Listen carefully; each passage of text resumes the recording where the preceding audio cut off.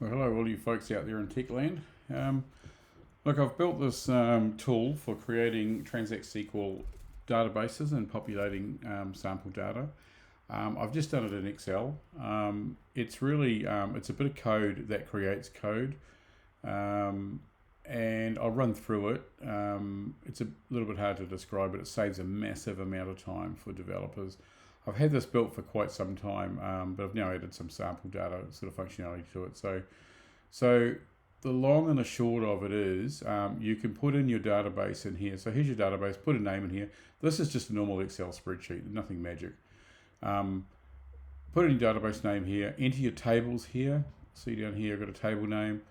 And under here, the fields and the data types. And you can also put comments in for each of the data types over the side here. Now, once you've got those, you can see there's a number of tables here. That's a table described there. That's a table described there. And there's quite a few of them here. The idea is these just exist as text at the moment in SQL Server.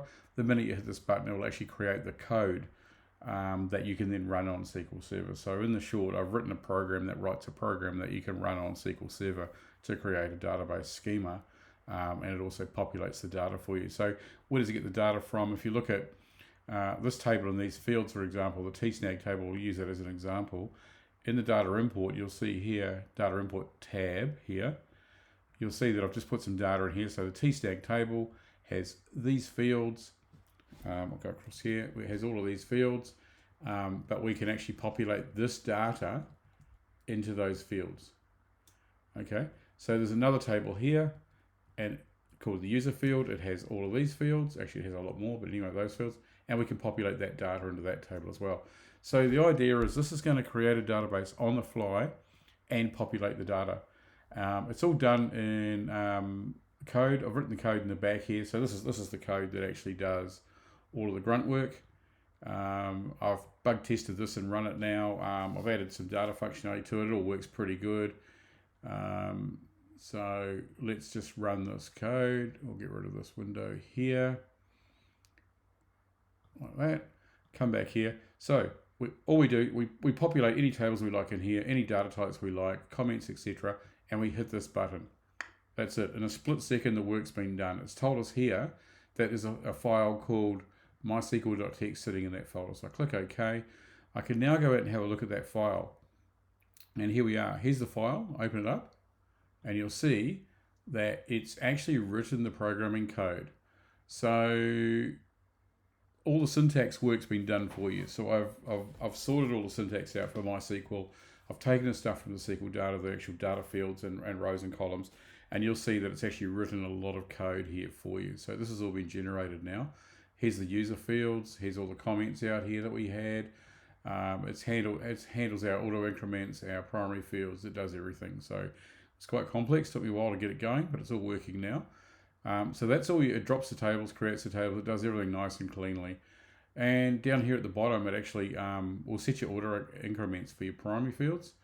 And then, really cool, it actually takes the sample data that you saw in the sheet. So if we go back to that sheet, we look at the sample data. So here, my cat is Fluffy, for example.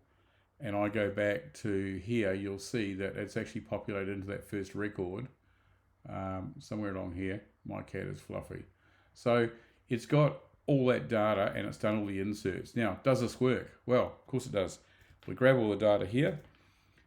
We grab the code, and we jump out to MySQL Workbench, and we paste the programming code in there.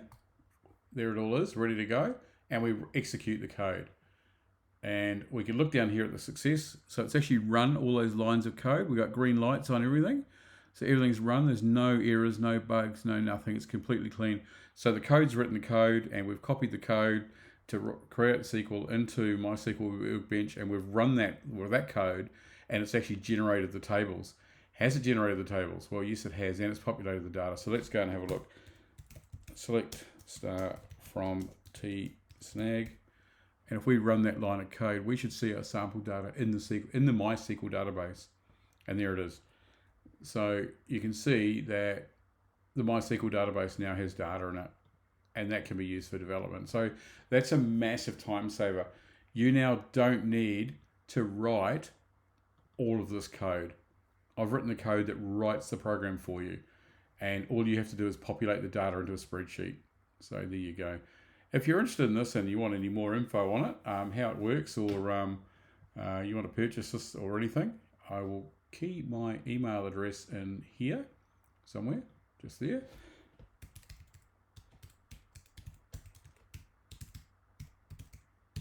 So that's me. Happy to put this up for sale as a development tool. I think it's pretty useful. I think it's a massive time saver. So just get in touch and we can talk more about it. It's an ongoing development. I keep adding stuff to this all the time, so I could well have different or enhanced functionality as time goes on. But if you're interested in more info or purchasing this spreadsheet, there's the email address. Just let me know. Thanks for listening.